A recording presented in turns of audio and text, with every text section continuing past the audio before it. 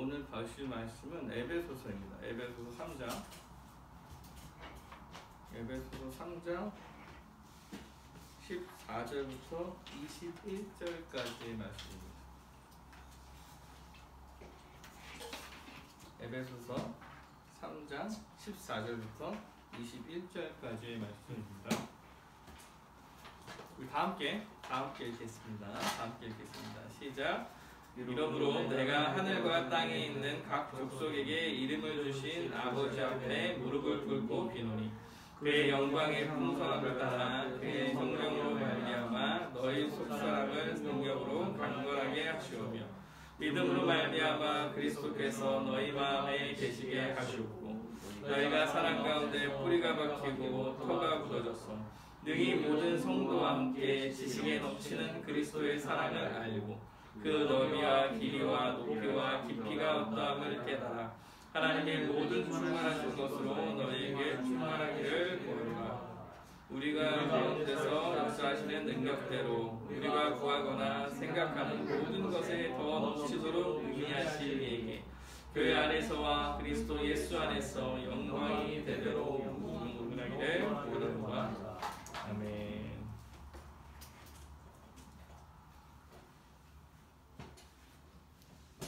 에베소서 말씀을 보고 있습니다. 아홉 번째 시간인 것 같습니다. 지난주에 나들이 갔다 와서 약간 한 주 딱 패턴을 좀 잃어버린 것 같아요. 다시 한번 정신 차리고 말씀 보도록 하겠습니다. 에베소서는 1, 2장은 에베소 1장은 삼위 하나님의 구원 사역의 역사와 그로 인하여서 예수 그리스도를 머리로 한 몸된 교회, 모든 통치권을 가진 예수 그리스도가 세워짐으로써 그의 몸된 교회가 세워짐에 대해서 1장에서 좀 얘기하고 있고요. 그 교회가 구체적으로 어떻게 형성됐는지 2장부터 차례대로 말하고 있습니다. 허물과 죄로 죽었던 우리를 살리시고 또한 예수 그리스도의 피로 이방인과 또한 유대인 모두가 다 한 몸으로 하나로서 교회로 세워져 가는 그런 역사가 이루어짐에 대해서 살펴보았습니다. 그리고 3장 상반절에서는요, 그런 교회를 위하여 사도 바울이 일꾼이 되어서 세워진 교회가 복음을 전하게 되었다 라는 말씀을 봄으로써 이제 사도 바울의 경험을 통하여서 교회가 어떻게 나아가야 되는지에 대해서 살펴봤죠. 그래서 환난이 있어도 사도 바울이 옥에 갇힌 것처럼 그런 환난이 있어도 복음을 전할 수 있어야 된다. 이러한 것들에 대해서 지지난 시간에 나눴습니다. 오늘은 사도 바울이 이 모든 모습을 기반으로 그래서 이제 에베소 교회를 위해서 기도하는 장면입니다. 사도 바울은 이 기도를 통해서 넘치는 사랑과 그로 인하여서 충만해진 교회에 대해서 좀 알려주고 또 사람 가운데 우리가 어떻게 생활해야 되는지에 대해서 좀 살펴보고 있습니다. 그래서 기도를 하고 있는 장면이죠. 그래서 오늘 사도 바울의 기도를 좀 살펴보려고 합니다. 기도는 사실 언제나 하나님을 부르는 것부터 시작하죠. 하나님을 부르는 것부터 시작해요. 그래서 오늘 사도 바울도 하나님을 부르는 것부터 기도를 시작하고 있습니다. 이러므로 내가 하늘과 땅에 있는 각 족속에게 이름을 주신 아버지 앞에 무릎을 꿇고 비노니 이렇게 하나님을 부르며 기도를 시작하고 있습니다. 이러므로 앞에 있는 모든 것 교회가 하나님께서 세우시고 또한 통치하시고 그리고 교회가 복음을 전하게 되고 이런 모든 이야기들을 다 거치고 나서 그러니까 사도 바울이 기도하고 있는데 기도의 대상이 어떠냐, 이제 하나님을 부르면서 기도의 대상이 어떤 분인지에 대해서 말하고 있죠. 내가 하늘과 땅에 있는 각 족속에게 이름을 주신 아버지 앞에, 길죠, 길어요. 이렇게 설명하고 있어요. 하늘과 땅에 있는, 하늘의 나라와 하나님께서 계시는 그 하늘의 나라, 땅의 나라, 지금 우리가 살고 있는 모든 곳에 있는 각 족속에게, 여기서 각은 각자가 아니라 모든 사람이라는 뜻이에요. 모든이에요. 모든 족속에게, 모든 족속에게 이름을 주신, 모든 족속에게 이름을 주신.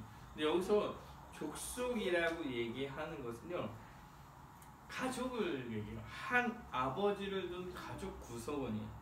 그러니까 여기서 각 사람은 모든 민족을 얘기를 한다기보다, 각 족속은 모든 민족을 이야기한다기보다 이름을 주신 분을 아버지라고 모시는, 이름을 주신 분을 아버지라고 모시는 사람들, 그렇게 아버지로 구성된 가족들, 이렇게 이야기할 수 있어요. 이름을 주신 분은 어떤 거냐? 이름을 주신 분은 사실은 여기는 지금 기도하는 대상이 어떤 사람이냐면 하나님의 부르심을 받은 사람들이에요. 하나님의 부르심을 받은 사람. 모든 민족을 얘기하는 게 아니라 하나님의 부르심을 받아서 하나님을 아버지로 모시는 각 모든 백성들, 모든 가족들 이렇게 부르는 거야. 그런 아버지에게 기도한다, 이렇게 얘기하죠. 근데 이름을 주셨다 이렇게 얘기하는데, 이름을 주셨다 이렇게 얘기하는 건 사실 구약적 표현이나 뭐 성경적 표현에서 거의 이름을 준다는 것은 그 존재의 의미를 부여하는 거예요. 그러니까 여기서 각 족속은 가족이고 존재의 이름을 부여한다 이렇게 얘기했을 때 여기는 진짜 신자됨 자체를 말하고 있는 거예요. 그 존재의 의미를 부여하고 존재 자체를 알게 하고 우리의 주인이시, 존재를 변화시키고 우리를 부르시고 우리를 만드시고 가장 잘 아시는 창조주 하나님, 이 이야기를 하고 있는 거예요. 그러니까 오늘 본문의 얘기가 이거죠. 그러니까 우리의 기도의 대상은 창조주 하나님이시요 우리를 구원하신 그분이신데 그가 우리의 아버지이십니다 라는 부름을 가지고 기도를 시작하시는 겁니다. 하나님께서는 사실 천지를 주관하시는 전지전능한, 우리를 부르신 전지전능하신 하나님이세요. 그래서 사실 창조주 하나님, 이름을 주신 분, 이런 얘기를 할 때 그 하나님의 성품은 전지전능하신 능력을 가지신 주되신 분, 이런 표현을 가지고 있다고 이야기할 수 있습니다. 근데 여러분, 전지전능하다는 게 뭐예요? 전지전능. 모르는 게 없고 모든 걸 다 알고 못하시는 것이 없는 분, 맞죠? 그의 능력이 못하는 것이 없고 그의 지식이 모르는 것이 없는, 그래서 전지전능하신 분. 창조주 하나님은 그렇게 피조물들을 만드시고 또한 다스리시며 그 피조물들이 그 피조물에 대해서 가장 잘 아시는 분이란 이야기를 좀 갖고 있는 거야. 사실 창조주 하나님은 피조물인 우리 입장에선 사실 감히 상상하기도 어려운 거죠. 전지전능하다라는 얘기를 사실 우리 부족한 지성으로 다 알기가 어려워요. 우리가 알 수 있는 생각의 틀 안에서 그 정도에서 하나님을 상상하거나 아니면 성경에 나온 정도, 성경에서 알려주신 정도로 하나님을 알고 이해하는 것이 전부이죠. 그런데 창조주 하나님은 그것을 더 뛰어넘어서 못하는 게 없고 모르시는 게 없는 분, 이렇게 알 수 있는 거죠. 우리가 지성으로 생각하는 그 어떤 것보다 크신 분, 그분을 하나님이라고 부르며 사도 바울이 기도하고 있는. 그런데 그분이 우리의 아버지 되십니다. 아버지 되십니다. 네. 아버지 되신다는 얘기는 놀라운 얘기죠. 사실 창조주는 조금 먼 느낌이 나요. 어떻게 보면. 왜? 모든 걸 다 하시고, 우리랑 약간 피조물과 창조주 약간 이거 좀 거리감이 느껴지는데, 아버지는 약간 다르죠. 그런 창조주가 우리의 아버지가 돼서 우리랑 긴밀하게 교제하면서 우리와 함께 우리를 위한 삶을 살아가시는 분, 약간 이런 식의 생각을 할 수 있어요. 그래서 아버지가 되신다는 이야기는 우리가 하나님의 자녀로서의 위치가 있다라고 말하는 거죠. 아버지는 자식들을 어떻게 대합니까? 아버지는 자식들을 어떻게 대할까? 우리 아빠는 잘 안 해줬어. 이렇게 생각하시면 안 돼요. 보통 일반적으로 부모 자식이라고 이야기할 때 아버지는 자녀들을 사랑하죠. 사랑하고 아버지는 자녀들한테 모든 것을 다 해주려고 하겠죠. 자녀들을 위해서 희생하고 자녀들이 잘 자라도록 먹을 것도 사주고 옷도 사주고, 맞죠? 때로는 공부하라고 잔소리하기도 하고 잘못했을 때 혼을 내기도 하면서 그 아이가 아주 잘 자라기를 바라며 아이를 잘 키우는 게 부모요, 아버지의 역할입니다. 우리가 창조주 하나님이여 이렇게 이야기할 때 모든 것을 다스리고 모든 것을 주관하시며 모든 것을 다 하시는 그분께서 자녀들을 사랑하시어 그 자녀들에게 모든 것을 주시는 분이시다라고 생각할 수 있는 것.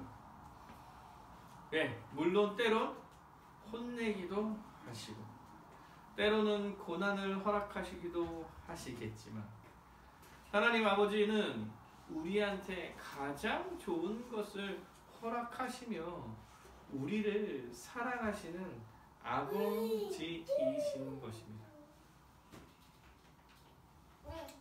맞죠?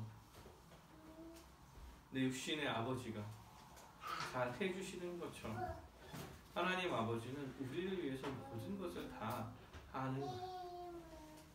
어렸을 때 뭐 생각해보면 자녀의 입장에서는 맨날 공부만 하라고 그런다, 맨날 혼내기만 한다, 이렇게 생각할 수 있겠지만 부모의 입장에서는 그 자녀가 정말 잘 자라길 원하고 바라는 마음에서 모든 것을 해 나가는 것이죠. 그래서 더 잘 먹기를 원하고 안 먹을 때 왜 안 먹냐 혼내고 영양가 있는 거 골고루 먹길 원하는데 편식하면 또 편식한다고 좀 안 좋아하고 세상에 살아가기 위해서 친구들과 잘 지내고 잘 살아가길 원해서 아이들과 관계도 잘 하기를 원하고 이게 다 부모가 원해서 아이들과 함께 살아가는 거죠. 마찬가지입니다. 모든 걸 다 하신 하나님께서 우리 자녀들을 위해서 모든 것을 다 해내실 거예요. 우리의 기도의 대상은 이런 창조주 하나님 아버지인 것입니다. 제가 최근 기도에 대한 생각을 많이 하면서 하나님 아버지, 우리가 기도할 때 맨날 시작은 하나님 아버지 시작하죠. 아버지, 하나님이여, 하나님 아버지여, 오늘도 뭐 이렇게 하나님 영광 받아주시옵소서, 뭐 이렇게 다 시작을 해요. 그런데 이 하나님을 부르는 게 너무 대단한 일이라는 생각을 더 많이 해보는.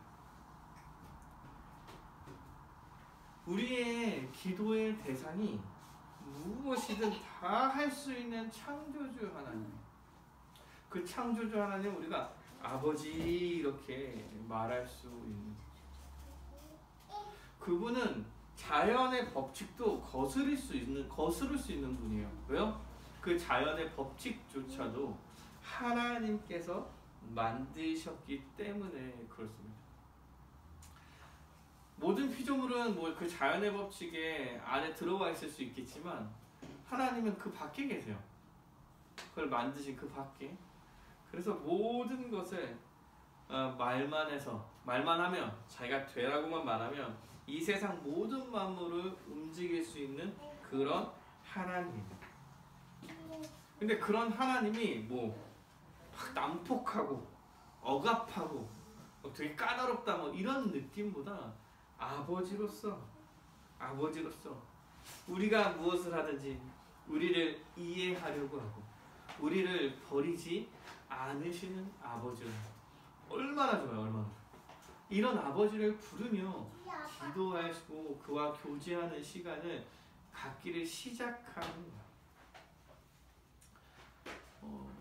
뭐 속담에 이런 거 도둑도 제 아들 예뻐한다고 이렇게 얘기하죠. 자기가 도둑이어도 자녀들이 자기 자식들이 도둑이 되기를 원하지는 않겠죠. 성경에는 그렇죠. 자기 자녀들한테 설마 뱀을 주겠냐고 얘기하시죠. 하나님께서 가장 좋은 것을 주신 아버지이신 창조주 하나님께 기도하고 그와 교제한다는 것, 아버지로 부를 수 있다는 것 자체만으로도 사실 우리한테는 큰 위로가 되면서 기도를 시작하는 거예요. 그분은 기도에 대해 반드시 들으시고 응답하실 거예요. 가장 선한 것으로 가장 좋은 곳으로 우리를 인도해 실 거예요. 그러므로 우리에게 주어진 것이 가장 선한 것이 아닐까요? 하나님께 기도하며 우리에게 주어진 모든 것이 지금 우리한테 가장 선한 것일 거예요. 뭐 1월에 또 기도에 대한 설교를 많이 하겠지만 그래도 우리는 이런 것들을 믿으면서 살아가야 합니다. 제가 상상을 하면서 노는 거를 어렸을 때부터 되게 좋아했어요. 혼자서 많이 놀아서 그런가? 혼자 상상을 되게 많이 하면서 놀거든요. 그래서 만약에 이런 상상을 많이 해요. 만약에 여러분들 한 번씩 다 해봤죠. 만약에 내가 로또에 당첨 이런 상상들. 로또에 당첨되면 세금이 아세요? 이런 것까지 구체적으로 세금이 5억까지는 22%고 5억 이상은 33% 내면 재밌죠. 그래서 가족 간에는 5천만 원까지 증여가 세금을 안 내고 가족이 아니면 2천만 원은 세금을 안 내며 이런 거 모르시죠? 상상을 이렇게 구체적으로 해요. 근데 막 상상을 하잖아요. 고등학교 때, 중학교 때 이 시기에 내가 이랬다. 이 시기에 내가 요거를 좀 더 열심히 했다면 나는 어땠을까? 뭐 그런 거 있죠. 제가 고등학교 때 춤을 열심히 췄어요. 이때 JYP 시험을 보러 갔으면 어땠을까?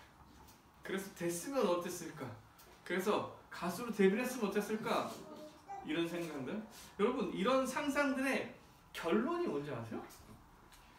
모든 결론이 주님을 찾지는 않았겠구나라는 생각을 너무 많이 하는 거예요.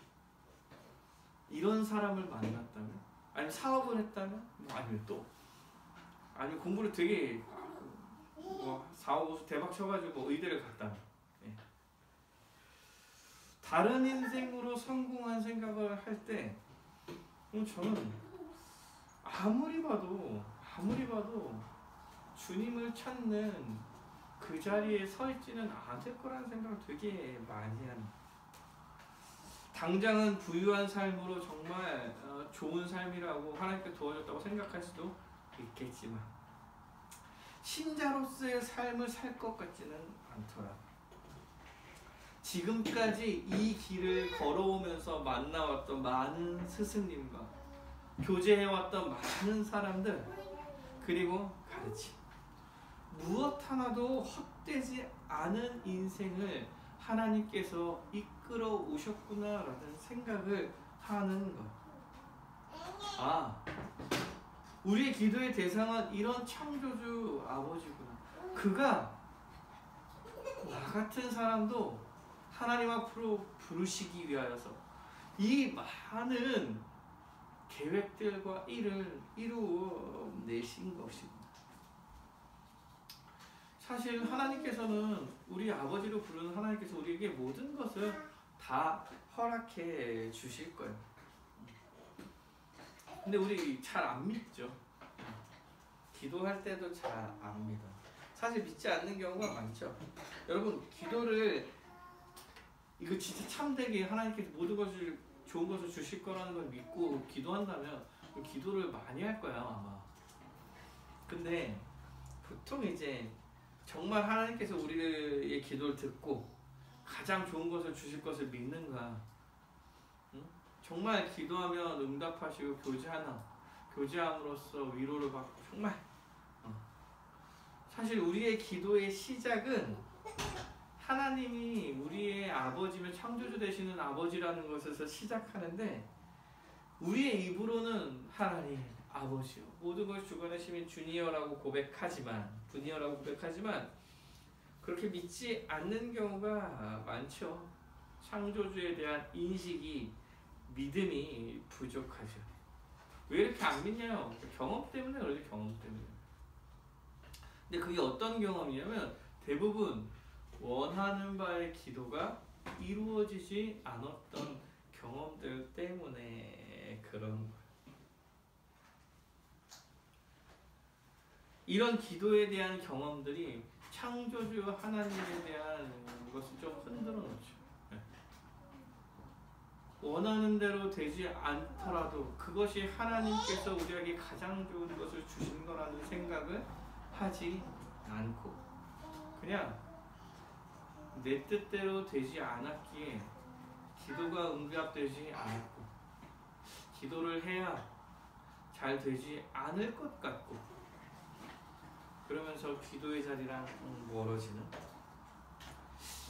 하나님이 능력이 있으신 분인가? 라고 직접 대고 의심하지는 않지만 은연중에 그렇게 의심하는 듯한 삶을 살아가고 있는 것, 그것이 우리들이 지금 살아가고 있는 상황들이 아닌가 좀 생각합니다.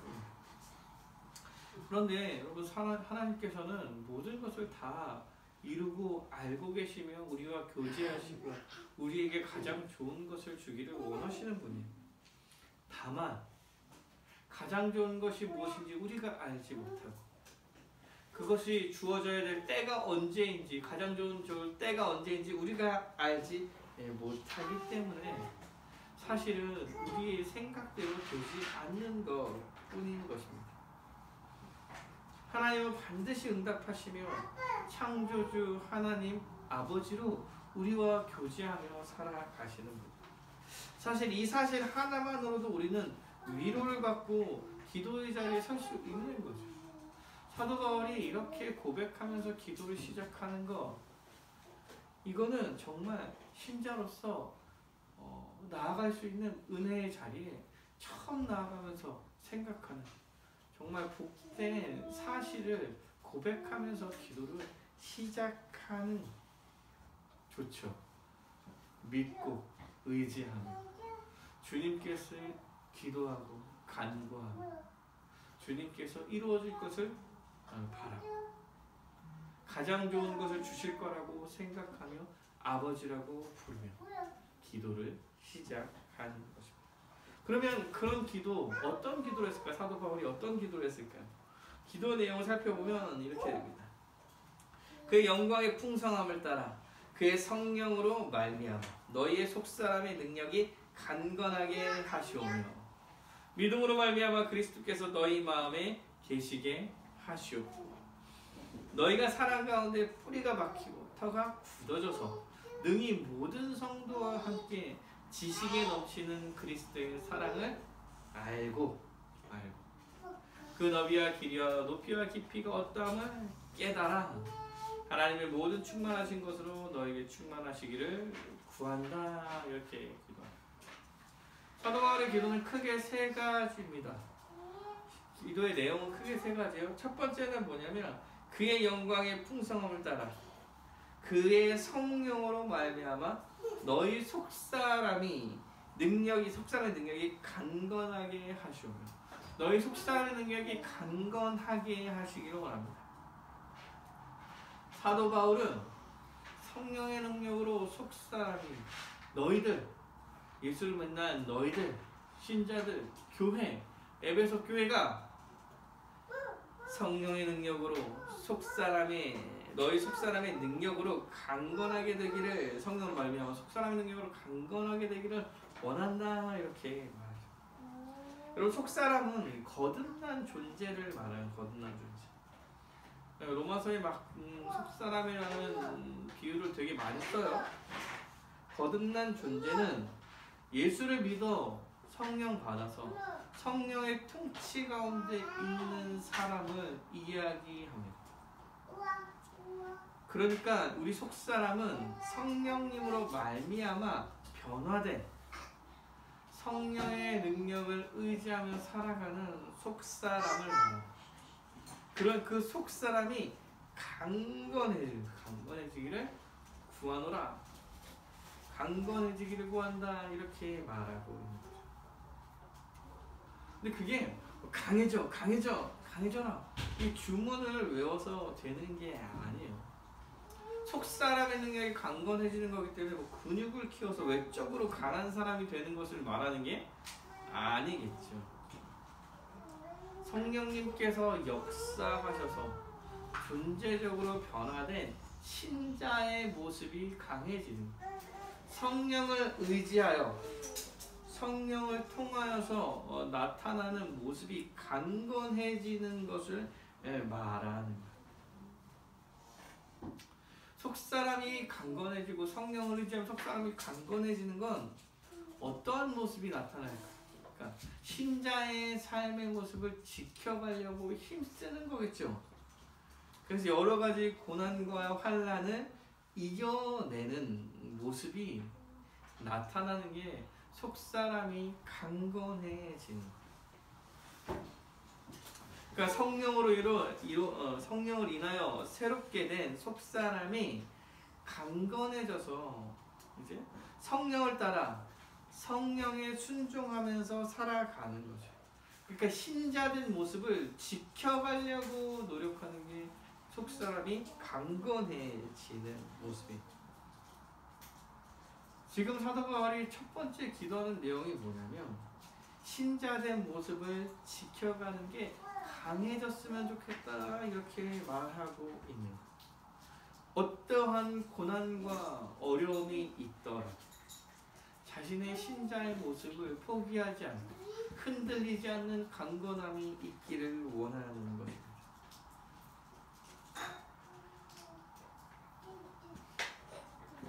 신자의 모습은 어떤 걸까? 신자의 모습의 대표적인 것은 자기를 부인하고 자기 십자가를 지고 하나님 사랑과 이웃 사랑의 모습을 실천해 가는 거겠죠. 자신의 정욕과 자신의 탐욕과 욕심을 주장하지 않으며 이웃을 사랑하는 모습을 드러내는 것. 그러니까 어떻게 어렵고 힘든 일이 있더라도 마음이 강팍해져서 자신만 생각한다거나 다른 사람이 아닌 자신에 집중하고 다른 사람이 피해보든 유익을 보든 그것에 대해서 관심이 없는 그런 상황에 맞닥뜨리지 말라고 이야기하는 것과 같아요. 사람이 위기감에 처할 때 좀 그렇죠. 어떤 위기가 왔을 때 자기만 생각해 가는 거지. 그런데 어떤 환경 가운데서도 자기만 생각하고 이기적으로 생각하는 그 모든 걸 좀 버려라. 어려울 때일수록 다른 사람과 다른 사람의 상황과 환경에 더 집중할 수 있도록 속사람이 강건해지길 원한다 라고 기도하고 있는 거예요. 예. 성령의 능력으로만 할 수 있겠죠. 성령의 능력으로. 다른 사람 위기의 순간에서도 우리가 어려워도 내가 힘들어도 이 상황 가운데서 그래도 이 순간 다른 사람은 어떤가? 그 사람은 더 어렵지 않은가? 나는 어떤 선택을 해야 모두에게 유익을 줄 수 있을까? 어떻게 하면 내가 좀 더 피해를 보더라도 다른 사람을 좀 더 세워갈 수 있을까? 이러한 고민과 이러한 강건한 능력이 강건한 속사람의 능력이 강건해지기를 바라며 기도하고 있는 거죠. 사랑하는 여러분, 강건해지시길 원합니다. 속사람이 강건해지셔야 돼요. 성령의 기대요. 성령의 능력으로 속사람이 강건해지는 그가 우리와 함께 할 때 우리는 속사람이 강건해져서 어떠한 상황에서도 신자로서의 삶을 잃지 않기 위해서 힘써 나아가게 될 것입니다. 두 번째 기도는 거죠. 믿음으로 말미암아 그리스도께서 너희 마음에 계시게 하시오. 그렇죠. 근데 성령의 능력으로 되는 거지 우리가 막 힘쓴다고 되는 게 아니에요. 그래서 믿음으로 말미암아 예수님께서 우리 안에 거하여 주시기를 기도합니다. 예수님께서 믿음으로 말미암아 우리 안에 거하여 계신다. 우리 안에 거하신다. 이런 얘기는 통치하신다는 얘기. 우리 안에 좌정하셔서 우리를 통치하신다는 것. 너희 마음에 계시옵고 할 때 이 마음은 전 인격적으로 모든 것을 이야기합니다. 그러니까 예수님께서 우리의 생각과 이성과 판단과 모든 것에서 함께 하셔서 모든 것에 좌정하셔서 우리를 다스려 달라고 이야기합니다. 그렇게 다스려 주셔야 우리가 속사람이 강건하게 모든 것을 이겨갈 수 있는 것입니다. 우리의 감정도, 우리의 이성도, 우리의 의지도, 행동도 모두가 다 예수님께서 거하셔서 예수의 능력으로 해내는 전 인격적 통치를 예수로부터 받아들이게 그렇게 살아갈 수 있게 해달라고 하는 거예요. 그런데 그것이 어디로부터 오냐면 예수를 믿음으로 오는 거예요. 예수를 믿어서 예수께서 내주하셔서 예수를 믿음으로 예수 그리스도의 십자가 그가 우리를 위해서 무엇을 했는지 그를 믿음으로 그가 우리 안에 거하여서 우리를 통치하시고 모든 것과 함께 해 주시는 것이죠. 우리 믿음, 예수를 믿는 믿음이 예수가 우리 안에 성령을 통하여서 임하시고 우리를 이끌어 가시며 우리의 전 인격적인 모든 것과 통치해 가시는 거예요. 그러니까 우리가 생각하는 것도 예수님께서 함께 하시는 거예요. 우리가 무엇인가를 생각해서 결정하는 것도 주님께서 함께 해주시는 문제죠. 감정적으로 올라오는 것도 주님께서 함께 해주시는 거예요. 가끔 성령이 함께 하신다 이렇게 얘기할 때 감정이 막 퍼지는 것만 성령께서 함께 하신다고 생각하는 경우가 있는데 아니요. 우리가 논리적으로 생각하고 이성적으로 판단하시는 것조차 하나님께서 함께 하시는 것입니다. 전인격적으로 우리가 함께 하시는 우리가 상황에 따라서 생각하고 고민하고 판단하는 모든 것 그런데 이게 예수님께서 함께 하셔서 속사람이 강건해지고 신자로서의 판단을 해 나가는 거죠. 그렇게 전인격적 통치를 받을 때 우리는 그리스도의 사랑을 아는 것으로 더 나아가게 돼. 그렇죠? 본문에 그렇죠? 굳어져서 능히 모든 성도와 함께 지식에 넘치는 그리스도의 사랑을 알게 된다. 굳어져서 이제 예수 그리스도를 믿는 자는 언제나 사랑이란 형태로 나타나게 돼. 신자의 모습을 지켜가는 게 구체적으로 사랑이라는 형태로 나타나는. 그래서 그 사랑의 모습이 뿌리가 박히고 터가 굳어지는 모습으로 나타나. 이렇게 나타나게 돼. 그러면 능히 모든 성도와 함께 지식에 넘치는 그리스도의 사랑을 알게 될 거야. 그래서 세 번째 기도가 뭐냐면 능히 모든 성도와 함께 지식에 넘치는 그리스도의 사랑을 알게 되기를 지금 간구하고 있는. 그러면 세 가지 기도를 하고 있지만 이 세 가지 기도가 아주 긴밀하게 연관되어 있습니다. 예수를 믿어요. 예수를 믿고 예수가 그 안에 거하기를 기도합니다.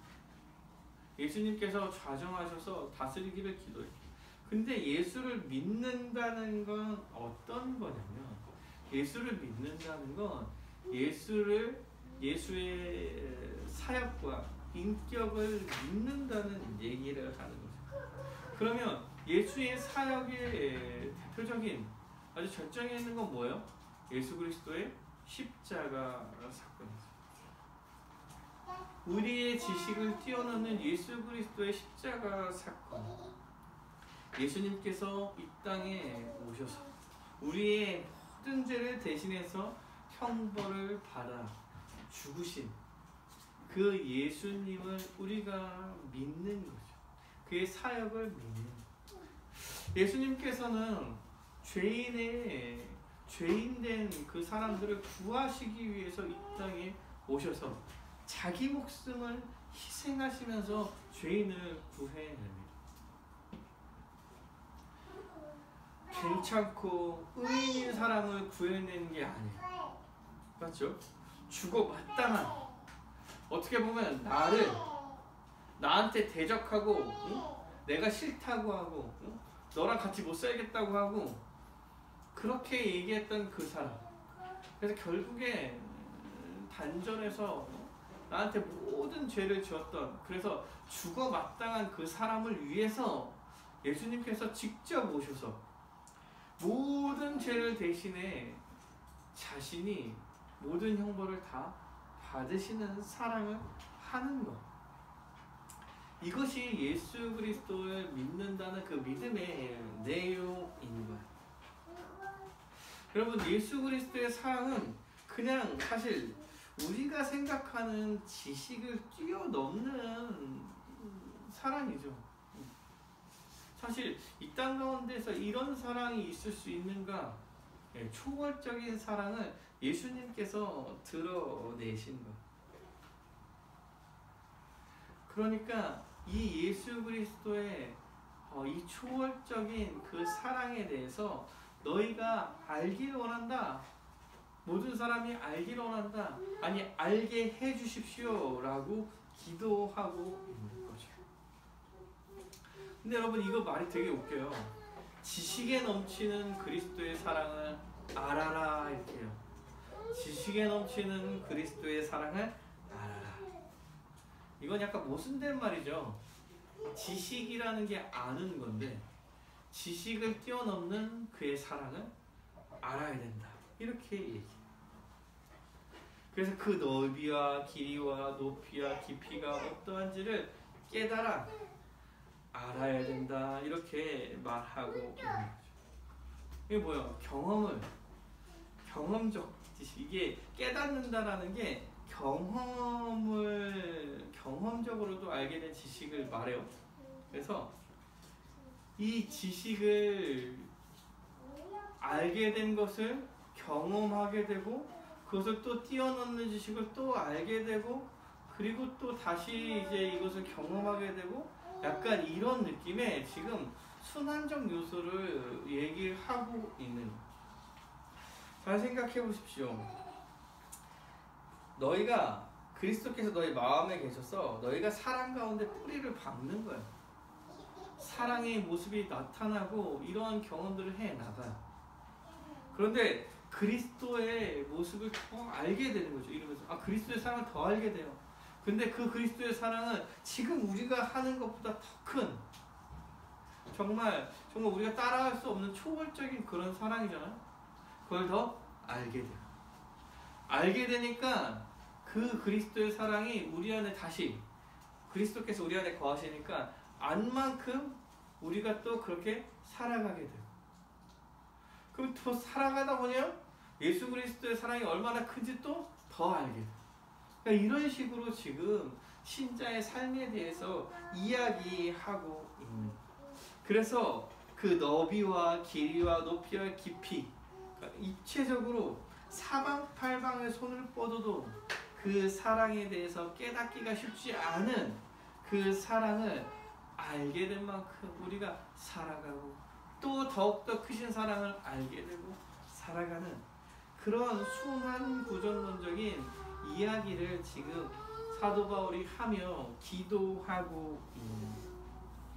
그러니까 우리가 예수를 믿음으로 예수님께서 우리 안에 거하고 그 예수 그리스도의 사랑에 대해서 더욱더 묵상하며 그 사랑에 대해서 알게 돼요.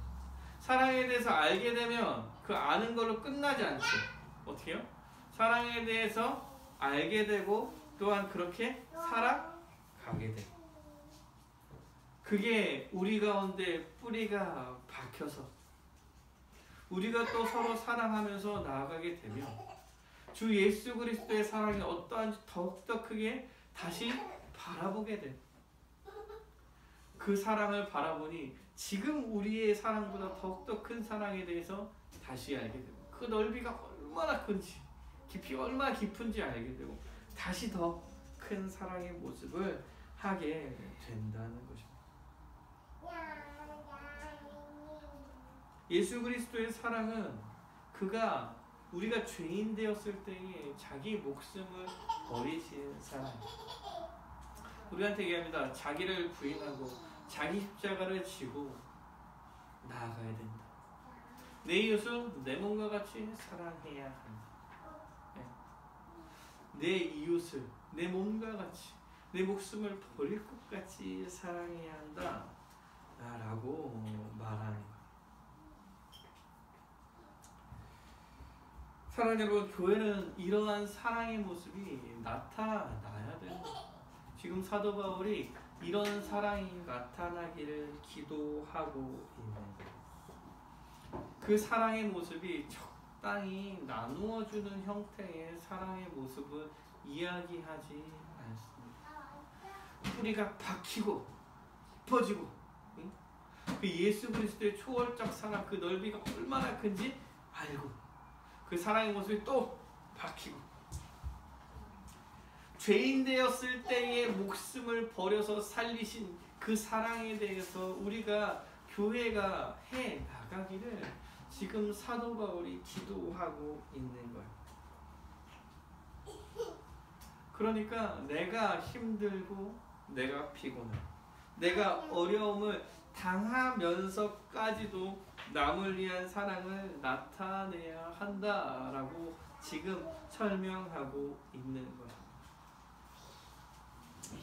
우리가 예수를 믿어서 그에 대해서 더욱더 알아갈 때 우리는 예수님의 모습을 보면서 이렇게 살아가기를 원하고, 또한 우리의 능력으로 하는 게 아니라 변화된 존재로서 성령이 거해서 성령의 능력으로 우리가 그런 사랑을 해 나가게 되는 것입니다. 사람이 참 이기적이죠. 언제나 자신을 먼저 생각하고 언제나 자신의 유익과 이익을 위해 살아가는 것이 사람인 것 같습니다. 그런데 존재적으로 예수 그리스도를 통하여서 변화된 신자, 변화된 성도들은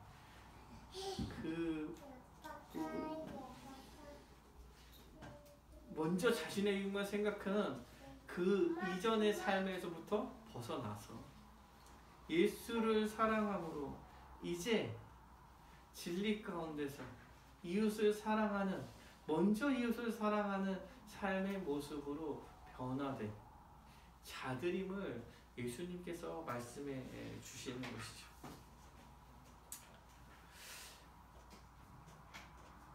여러분, 서로 사랑하면서 살아가는 모습을 가지면서 살아야 할 것입니다. 이게 살자 이런 느낌보다 예수님께서 그렇게 만드셨다. 우리는 그의 사랑으로 인해서 새롭게 된 존재들이며 성령이 그 안에 거하는 자들이다.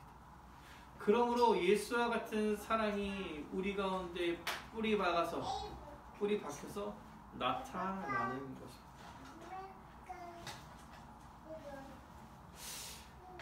여러분, 남을 위해서 좀 살아가고 교회를 위해서 살아가는 생각을 좀 해봤으면 좋겠습니다. 그리고 그것이 정말 남을 위한 삶이었으면 좋겠어요. 우리가 사실 형태적으로 남을 도와줘도 이게 사실 자신을 드러내려고 하려는 경향도 되게 많아요. 아니죠. 우리가 남을 위해서 살아가는 건 자신을 드러내려고 하는 게 아니죠. 어떨 때는 남을 도와주는 거야 라고 이야기하면서 사실 자신의 이익을 챙기려는 경우도 많아요. 그래서 어떤 것을 좀 합리화하고 이렇게 나아가려는 성향도 생깁니다. 잘 생각하면서 사랑을 위해서 살아가셨으면 좋겠습니다. 어떠한 상황과 환경에 와도 우리는 신자로서 그 사랑을 강건히 지켜내는 자이면 기도하시면 좋을 것 같습니다. 이제 사도 바울이 기도를 마무리합니다. 기도를 마무리하는데 어떻게 하냐면 이렇게 얘기해요. 우리 가운데 역사하시는 능력대로 우리가 구하거나 생각하는 모든 것에 더 넘치도록 능히 하신 얘기예요. 예, 우리가 구하거나 우리가 생각하는 것에 더 넘치도록 능히 하시는 하나님이십니다. 이제 하나님께서 우리 가운데 역사하셔서 창조주 하나님의 능력으로 일해 나가십니다. 그 창조주 하나님은 우리의 편협한 생각과 우리의 감정 이런 것보다 훨씬 더 크게 우리를 알고 또한 더 넘치도록 부어주신 분이십니다. 이제 그분께서 교회를 직접 세워 나가실 것입니다.